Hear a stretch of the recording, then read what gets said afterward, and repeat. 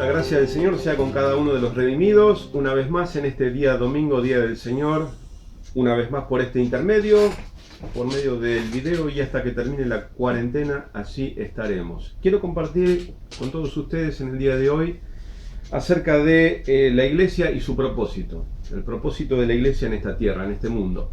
Vamos a hablar acerca del significado del término iglesia, su origen, el significado de la palabra en griego, quién fue el que la creó y cuál es el propósito de esta iglesia en este mundo, en esta tierra. Así que vamos al texto de la primera carta a Timoteo, en el capítulo número 3 vamos a leer. Este es el texto que vamos a tener de cabecera para dar comienzo a esta exposición bíblica acerca de la iglesia. Y dice así, capítulo 3, verso 14 de la primera carta a Timoteo: esto te escribo, aunque tengo la esperanza de ir pronto a verte, para que si tardo sepas cómo debes conducirte en la casa de Dios, que es la iglesia del Dios viviente, columna y baluarte de la verdad. Algunas cosas para comentar directamente del texto expositivo.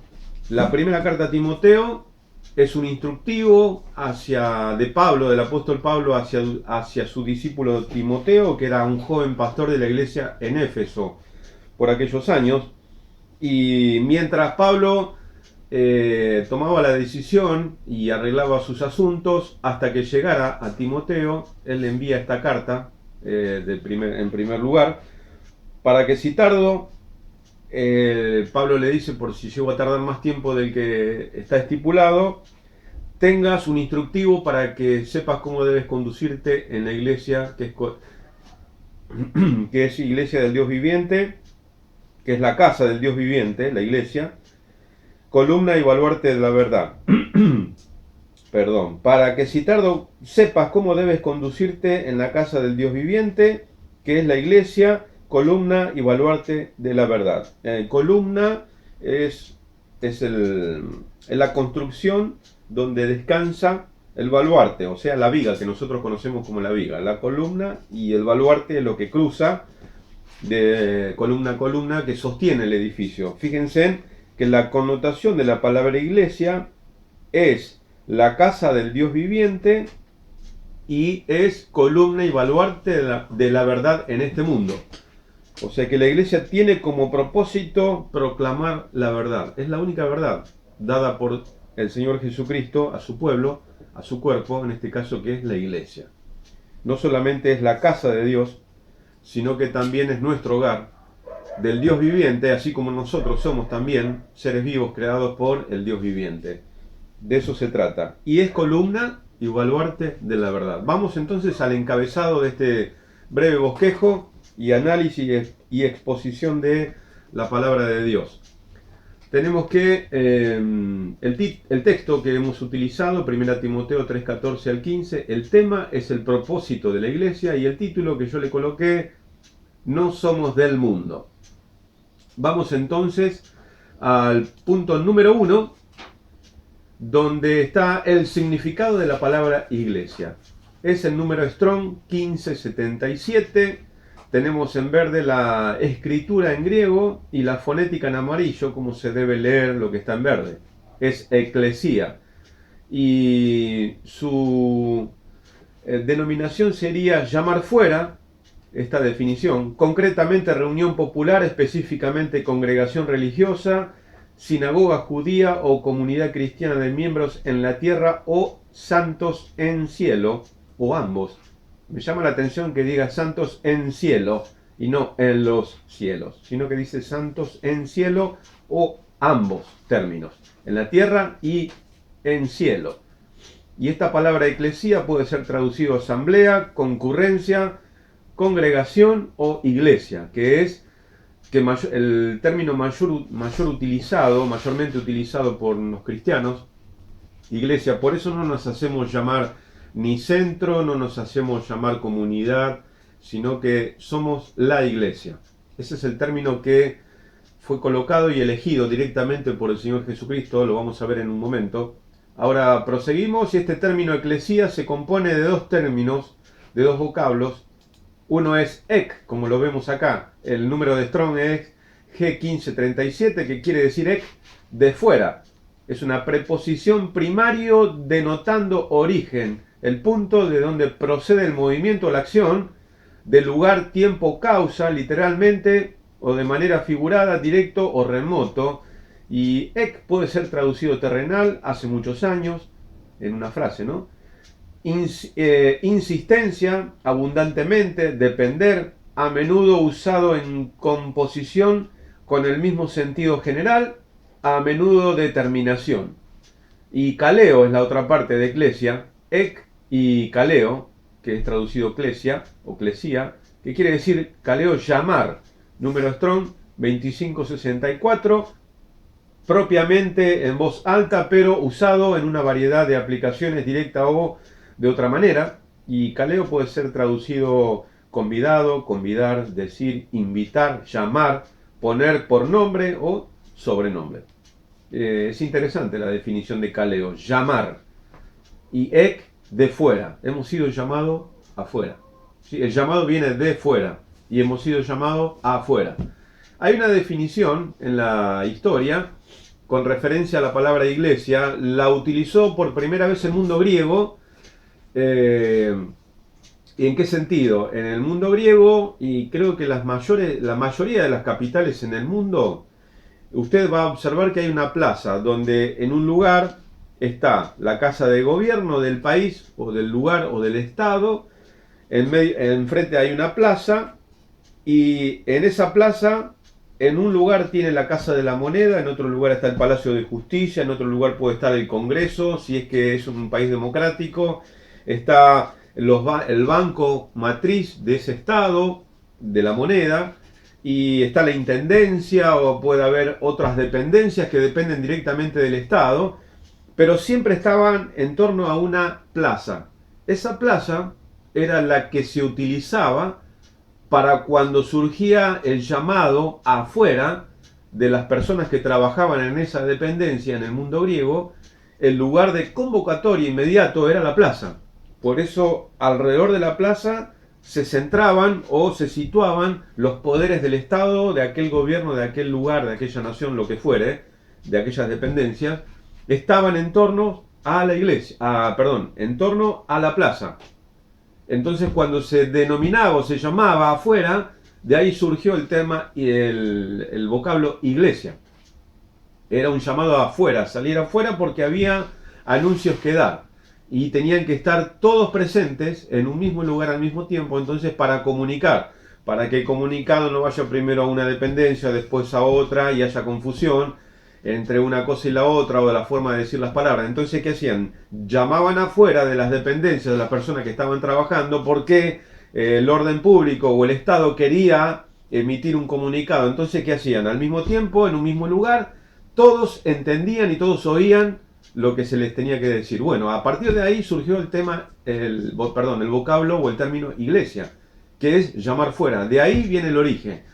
Y ahora vamos al bosquejo, en el punto número 1 estamos, al 1a, el Señor Jesucristo es el creador de este término y su significado. Vamos a verlo en Mateo 16, 18, donde aparece que yo lo he citado cuando hablamos acerca de el tema anterior, que hicimos un breve estudio acerca de un estudio que fue la semana pasada, si no recuerdo mal, que estuvimos hablando de las llaves del reino, ¿recuerdan? Bueno, vamos al mismo texto, pero vamos a usar el verso 18, donde el Señor le dice a Pedro, en el versículo número 18 del capítulo 16 de Mateo, y yo también te digo que tú eres Pedro, y sobre esta roca edificaré mi iglesia, y las puertas del Hades no prevalecerán contra ella. Nosotros citamos en el estudio anterior el verso 19, no sé si lo recuerdan. En este caso amerita el verso 18, donde el Señor mismo dice, y edificaré mi iglesia y las puertas del Hades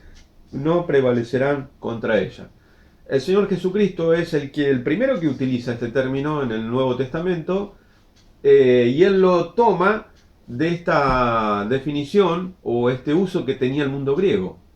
Y fíjense en qué interesante que es que a nosotros el Señor Jesucristo nos coloca este nombre, iglesia, llamados afuera. Llamados afuera.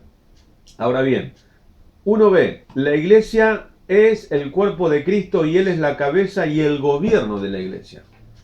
Vamos a buscar Efesios, como lo tienen ahí, Efesios 1, 22 y 23. Y dice así, 1:22. Y sujetó todas las cosas bajo sus pies, y a Él, que es sobre todas las cosas, lo puso por cabeza de la iglesia. ¿Quién es la cabeza de la iglesia? El Señor Jesucristo. Y fue establecido por Dios el Padre. Ahora bien, verso 23, la cual es su cuerpo, la plenitud de aquel que todo lo llena en todo. Efesios 1, 22, 23. Colosenses 1, 18 dice, Él es la cabeza del cuerpo, que es la iglesia, porque Él es el principio y el primogénito de entre los muertos, para que Él tenga la primacía en todo, o la supremacía, o la preeminencia, como aparece en otras versiones. Él es la cabeza del cuerpo y el cuerpo es la iglesia. Este nombre fue dado por el Señor mismo a este grupo de personas que nos consideramos iglesia o sus seguidores, la iglesia cristiana. Pasamos al punto número 2. Número 2 dice la iglesia y sus características. ¿Cuáles son las características predominantes de la iglesia? A. Es santa, separada, consagrada para Dios. Según la segunda carta a Timoteo, capítulo 2, verso 4, y primera de Juan 2, 15 al 16. Vamos a leer esta definición. Segunda Timoteo 2, 4 dice, ninguno que milita se enreda en los negocios de la vida a fin de agradar a aquel que lo tomó por soldado. Tenemos entonces que la iglesia del Señor es santa, separada, consagrada para Dios. Según segunda carta a Timoteo, capítulo 2, verso 4, ninguno que milita se enreda en los negocios de la vida a fin de agradar a aquel que lo tomó por soldado. ¿Por qué? Dice la carta a Timoteo con respecto a la iglesia, su característica predominante, que está separada, no se puede enredar, no se mezcla con las cosas de este mundo. Eso es lo que está queriendo decir el apóstol Pablo a su joven discípulo Timoteo, pastor de la iglesia en Éfeso por aquellos tiempos. Es separada. ¿Recuerdan el significado que les comenté al principio? Este vocablo surge del mundo griego. Entonces, que cuando eran llamados afuera, o sea, separado de los ambientes de trabajo y los congregaba en un solo lugar para que todos puedan oír lo que se le quería decir. Bueno, el Señor por medio de este término nos llama afuera, de la misma manera que el mundo griego lo utilizaba para su gente, para exponer algún mensaje, para señalar alguna instrucción, un instructivo. El Señor Jesucristo nos coloca este rótulo con ese mismo propósito, de llamarnos afuera. Es lo que se desprende del verso 4 del capítulo 2 de la segunda carta a Timoteo. Ninguno que milita se enreda en los negocios de la vida a fin de agradar a aquel que lo tomó por soldado. O sea que si estamos en el cuerpo de Cristo, no podemos enredarnos en las cosas de este mundo. Eso es lo que quiere decir. O somos o no somos. Estamos separados. ¿Recuerdan cuando el Señor Jesucristo ora por sus discípulos en el Evangelio de Juan capítulo 17? Él declara, yo no soy de este mundo, como ellos tampoco son de este mundo. Ellos están en el mundo, pero no son del mundo. Esa es la idea. Así como yo tampoco soy del mundo, les dijo el Señor en oración al Padre, mientras Él intercedía por sus discípulos. Bueno, ese es el propósito. La iglesia somos llamados afuera, y el llamado viene desde fuera. O sea que el Señor Jesucristo nos llama afuera, pero no del planeta, sino de este sistema que impera y gobierna este mundo. Estamos llamados afuera, de ahí viene el término, por eso es tan pertinente y tan apropiado el nombre que le confirió a este grupo de personas, los redimidos, el cuerpo de Cristo, iglesia, llamados afuera. Afuera de todo lo que gobierna o impera, afuera de todas las ideologías que deambulan por este mundo. Estamos llamados afuera. Somos un ente que va contra esta corriente de este mundo, con la corriente de este mundo. Vamos en contra. Por eso es iglesia, eclesía, los llamados afuera, a vivir fuera y no involucrarnos directamente con las ideologías de este mundo que permean las mentes que están en este mundo. de las cuales muchos de nosotros éramos parte. Y fíjense que el Señor nos sacó de este mundo, nos sacó, nos aisló, nos separó. Ese es otro término. El punto A, 2A, dice que es santa. ¿Y cuál es el término santo? ¿Qué quiere decir esa palabra santo? Separado, con un propósito. Es santo, como es en el Antiguo Testamento, es Kadosh. En el Nuevo Testamento, santo hay una palabra que no la recuerdo en este momento para referirse a aquellos que son separados, llamados fuera, con un propósito. Y el tema, ¿cuál es? El propósito de la iglesia. O sea que fuimos llamados afuera con un propósito. Estamos separados, como dice 2A. Consagrados para Dios, separados con un propósito. Estamos consagrados, santos.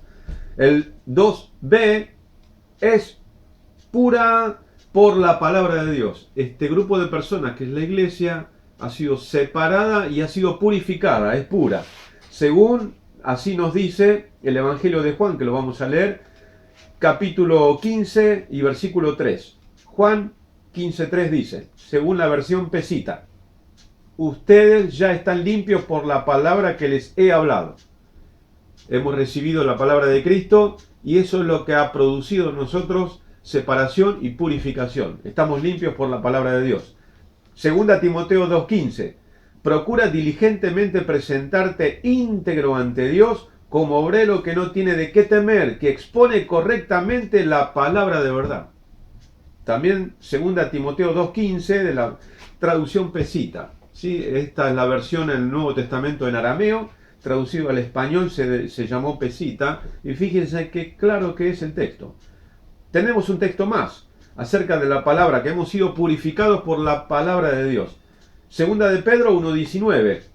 Esto ha venido a confirmarnos la palabra de los profetas, a la cual hacen bien en prestar atención como a una lámpara que brilla en un lugar oscuro, hasta que despunte el día y salga el lucero de la mañana en sus corazones. Según la Biblia al día, segunda carta de Pedro 1:19. Fíjense en que el texto dice claramente, estamos en el punto B, que es pura, purificada por la palabra de Dios. Estos que son apartados, según el punto 2C, es perfecta, sin manchas ni arruga. Según Hebreos, lo podemos leer 10:14, porque con un solo sacrificio Jesucristo hizo que Dios hiciera perfectos a todos los que eligió para ser parte de su pueblo. Hebreos 10:14, traducción lenguaje actual. Qué claro y qué bien que está esta traducción. Ahora vamos a hacer un repaso de lo que vimos en el punto número 2. Habíamos visto que la iglesia y sus características es A, santa, separada, consagrada para Dios. 2B es pura por la palabra de Dios, y tenemos los textos que acabamos de leer. Y C es perfecta, sin mancha ni arrugas. Como dice la carta a los Hebreos, que él hizo perfectos a todos aquellos que escogió para que sean su pueblo, y eso somos su iglesia. Ahora vamos al punto número 3, al último punto, si no recuerdo mal. No, nos queda un punto más. Punto número 3 dice el propósito específico de la iglesia en la tierra. Acá tenemos que 3A, uno de los propósitos específicos de la iglesia es adorar a su Señor y Salvador. Y ahora vamos a leer Juan 4:23 y 24. Leamos el texto, dice así: pero viene el tiempo, y ahora es, en el que los verdaderos adoradores adorarán al Padre en espíritu y en verdad, porque verdaderamente el Padre busca tales adoradores. Porque Dios es espíritu, verso 24, y los que lo adoran en espíritu y en verdad deben adorarlo. Bueno, ahí tenemos el primer propósito específico de la iglesia, que es: fuimos llamados afuera para adorar en espíritu y en verdad a aquel que nos llamó. ¿Recuerdan? Acá cito de memoria, y que ustedes también hagan un ejercicio de memoria. ¿Recuerdan cuando Israel estaba cautivo en el imperio egipcio, en Éxodo? Bueno, ¿cuál fue el propósito de Dios con Israel? Sacarlos, llevarlos afuera. ¿Y recuerdan cuál fue las palabras que le indicó Dios a Moisés para transmitírselas a Faraón, era: quiero que dejes ir a mi pueblo para que me adore fuera de Egipto, para llevarlos al desierto para que allí me adoren. Bueno, ¿qué hizo el Señor con Israel? ¿Qué quería? Siempre quiso este propósito: sacarlo fuera de de la influencia egipcia. Bueno, en muchos de los casos, y acertadamente, muchos pastores y teólogos, ellos mencionan que Egipto es una referencia al mundo pagano, al mundo impío y pecador, al mundo que no quiere saber nada acerca de Cristo. Por eso es sacarnos, llamarnos afuera de este mundo. Estamos en el mundo, pero no somos del mundo. Siempre fue el propósito de Dios, sacarnos para que lo adoremos. Vamos al 3b, otro de los propósitos específicos de la iglesia: aprendiendo a vivir como familia de Dios. Tratar de vincularnos como familia. Tratar de compartir, edificarnos mutuamente. Ese es el segundo propósito específico. Tratar de vivir como familia de Cristo, como familia de Dios. Vincularnos, estrecharnos, amarnos, disciplinarnos, ayudarnos, de tener una convivencia mutua, como si fuéramos una familia a nivel mundial, en todo lugar. Los hermanos de acá tenemos que conectarnos en oración, al menos ahora que tenemos este medio de internet lo podemos hacer con otros hermanos de otras partes y compartir nuestras vidas en Cristo junto con ellos también, no solamente acá, sino en donde nos encontremos. Para esto tenemos un texto, Colosenses 3, verso 12 dice: Dios los escogió y los hizo su pueblo santo porque los ama.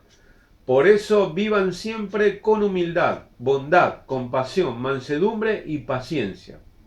No se enojen unos contra otros, más bien perdónense unos a otros. Cuando alguien haga algo malo, perdónenlo, así como también el Señor los perdonó a ustedes. Verso 14, pero lo más importante de todo es que se amen unos a otros, porque el amor es lo que los mantiene perfectamente unidos. Traducción Pesita. Es espectacular este texto. Entonces tenemos que el primer propósito específico de la iglesia es adorar a Dios, adorar a Cristo como nuestro Señor y Salvador. El segundo, aprendiendo a vivir como familia de Dios, compartiendo nuestra vida, relacionándonos unos a otros, aprendiendo juntos. Aprendiendo a perdonar, teniendo paciencia, a convivir. De eso se trata, como cualquier familia en esta tierra, ¿sí?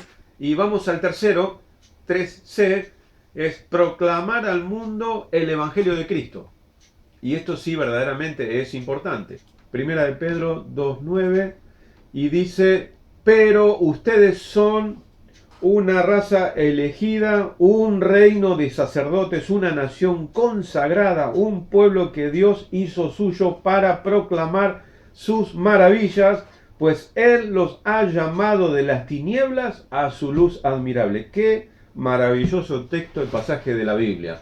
Primera de Pedro 2.9, Biblia latinoamericana. Es espectacular. Y otro texto más es Marcos 16, 15 y 16, de la versión Pesita. Y les dijo: vayan por todo el mundo y proclamen mi evangelio a toda criatura. Y les dijo: vayan por todo el mundo y proclamen mi evangelio a toda criatura. Entonces tenemos que, en el punto número 3, los 3 propósitos específicos más importantes de la iglesia. Primero, adorar a nuestro Señor y Salvador. Segundo, aprendiendo a vivir como familia. Y tercero, proclamar al mundo su evangelio, el evangelio de salvación. Y ahora sí llegamos al último punto, el punto 4, el alcance y destino de la iglesia. Interesante.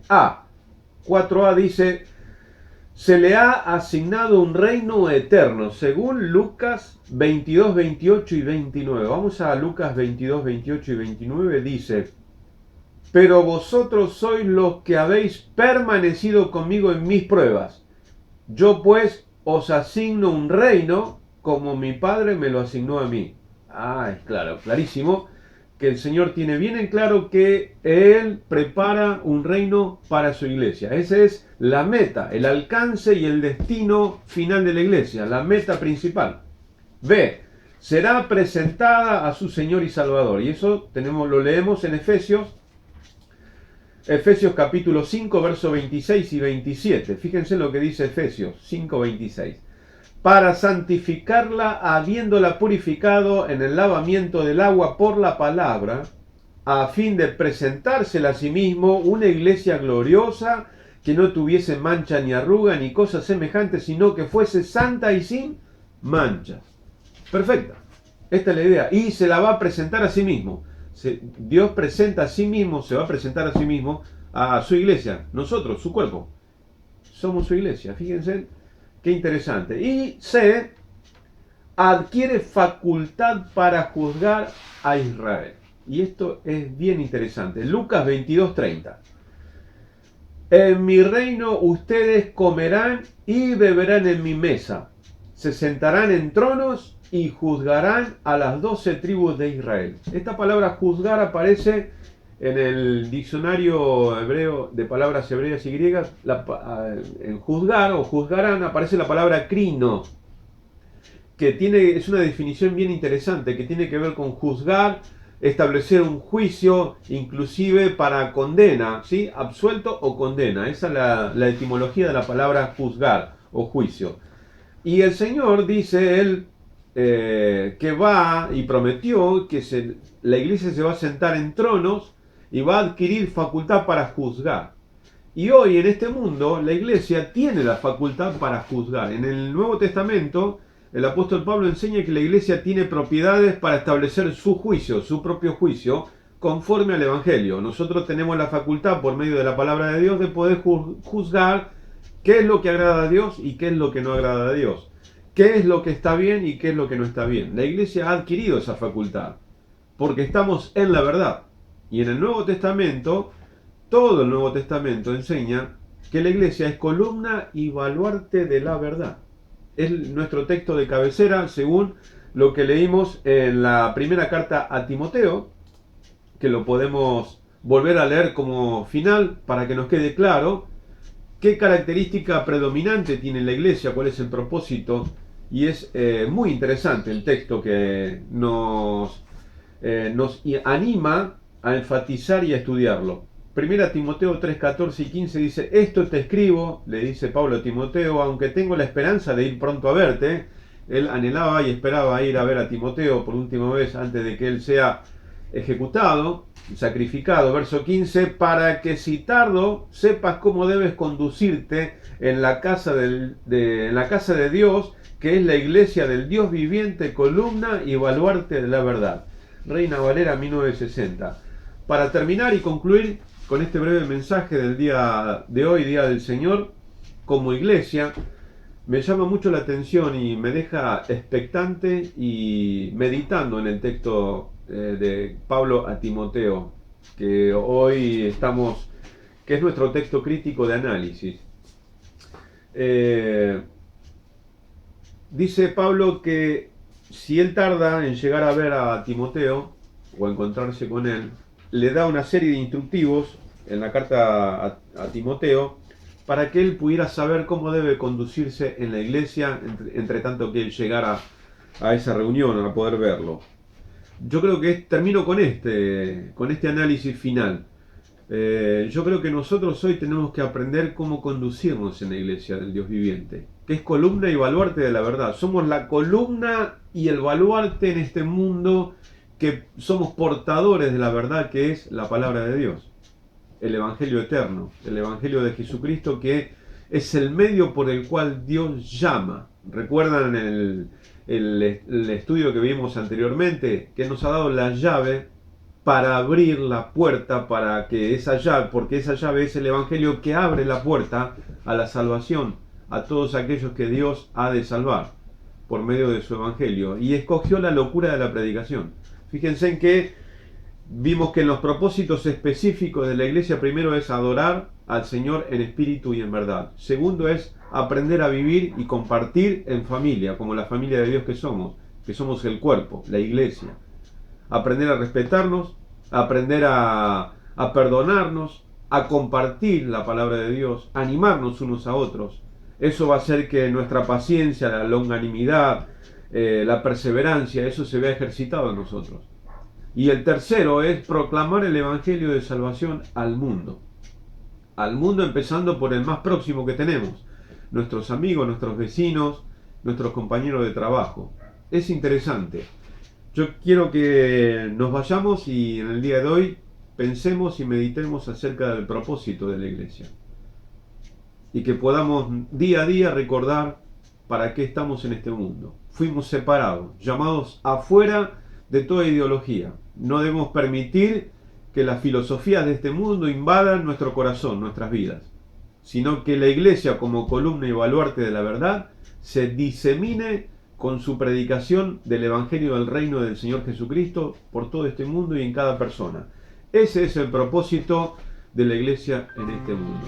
Espero que haya sido de bendición y que el Señor bendiga y prospere su vida, y nos encontramos la próxima con otro mensaje seguramente de la palabra de Dios. Será hasta entonces.